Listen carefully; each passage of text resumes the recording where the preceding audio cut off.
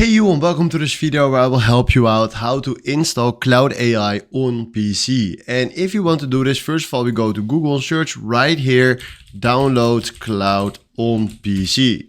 Then you will send us right here to install Claude desktop. And then if you click right here on this link, we are here at claude.com/download. So you can also go immediately right here to this link. And then you see right here that we can choose here between desktop or mobile. Then right now we want to use right here Windows. So we choose right here for Windows, then we download it.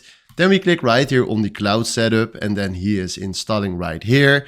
Then we do yes. Then right now he is installing Claude again. Then we do accept right here. And then we do get started. And now we need to log in with our email address. Then we go to our email because we received there a nice verification code.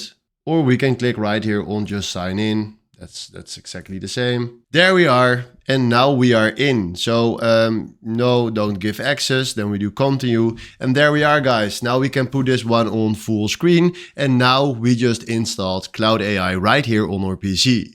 So hopefully this was exactly the video where I was looking for. Thanks for watching and have a wonderful day. Ciao.